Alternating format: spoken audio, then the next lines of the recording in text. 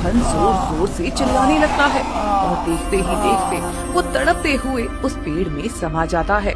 मोहन नाम का एक व्यक्ति घने जंगल के रास्ते से गुजर रहा था कि तभी उसकी नजर एक विशाल पेड़ के नीचे पड़ती है जहाँ सोने के सिक्कों का ढेर लगा था।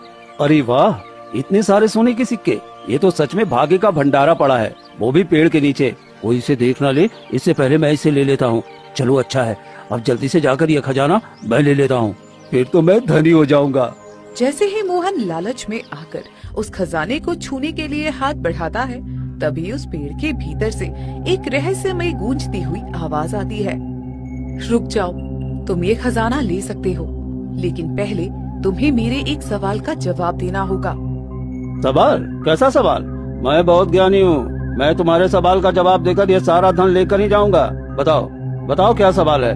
तो सुन मेरा पहला सवाल, वो क्या है जो पैदा होते ही उड़ने लगता है, जिसके पंख नहीं होते पर वो बादलों से भी ऊंचा जाता है, और जब वो मरता है तो पानी बन जाता है? ये कैसा सवाल है? पंख नहीं है पर उड़ता है और मरने पर पानी बन जाता है। शायद वो कोई पंछी है। नहीं नहीं नहीं नहीं, वो पतंग होगी। हाँ, पतंग। गलत जवाब। तुम्हारी बुद्धि तुम्हारे लालच से भी छोटी है। अब तू भी इस कैद का हिस्सा बनेगा। जैसे ही मोहन गलत जवाब देता है, तभी पेड़ से एक तेज और रहस्यमयी रोशनी निकलती है। मोहन जोर जोर से चिल्लाने लगता है और देखते ही देखते वो तड़पते हुए उस पेड़ में समा जाता है। तभी दूर झाड़ियों के पीछे खड़ा शंकर ये खौफनाक दृश्य देख लेता है। वो डर के मारे कांपने लगता है और भागकर गांव के चौपाल पर पहुंचता है। मुखिया जी, अरे गजब हो गया। देखिए ना, देखिए मोहन उस पेड़ में समा गया। हमारे गांव के कई लोग उस पेड़ की बलि चढ़ चुके हैं। अरे ये तो हमारे गांव की बहुत बड़ी विपत्ति बन गई है। अब हम लोगों को कुछ न कुछ तो करना ही पड़ेगा। अगर ऐसे ही चलता रहा तो हमारे गांव में एक भी इंसान नहीं बचेगा। मुखिया जी, वो पेड़ तो सबको अपने सवालों में उलझाकर अपने अंदर समा लेता है। हमें अब सतर्क रहना होगा।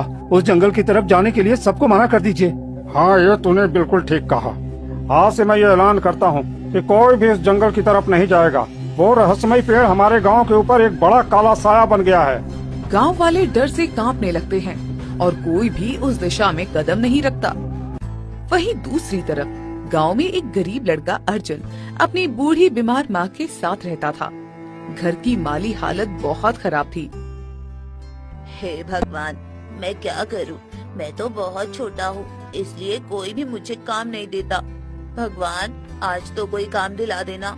माँ बीमार है और मैं पैसों का जुगाड़ भी नहीं कर पा रहा हूँ। चलो आज सेठ जी के पास जाता हूँ, शायद वो कोई काम दे दे। अर्जुन परेशान होकर सेठ के घर पहुँचता है। क्या हो गया बच्चे, तुम कौन हो और मेरे पास क्यों आए हो? सेठ जी, मुझे कोई काम दे दीजिए। मैं बहुत दिनों से काम की तलाश में भटक रहा हूँ, पर मुझे कोई काम नहीं देता। अरे तू तो अभी बहुत छोटे हो, तुम काम नहीं कर पाओगे। तुम अभी छोटे हो। और तुम किसके बेटे हो? सेठ जी, मैं कांता का बेटा हूँ। माँ की तबीयत बहुत खराब रहने लगी है, उनका इलाज करवाना है, इसलिए काम ढूंढ रहा हूँ, लेकिन कोई भी काम दे ही नहीं रहा है। अरे तू कैसी बातें कर रहा है रे? तू तो उस मनोज का बेटा है। तेरा पैर पड़ते ही सबका काम बिगड़ जाता है, गांव वाले सब जानते हैं, इसलिए तुम्हें कोई काम नहीं देने वाला। जा यहाँ से। नहीं सेठ जी, ऐसा मत करिए। अगर काम नहीं मिला तो मेरी माँ मर जाएगी। मैंने कहा ना, निकाल यहाँ से। अर्जुन मायूस होकर अपने घर की तरफ चलने लगता है। उसकी आंखों में आंसू हैं। क्या करूं? खाली हाथ घर जाऊंगा। माँ के लिए औषधि के पैसों का इंतजाम भी नहीं हुआ और ना ही काम मिला। मुझे कुछ समझ नहीं आ रहा।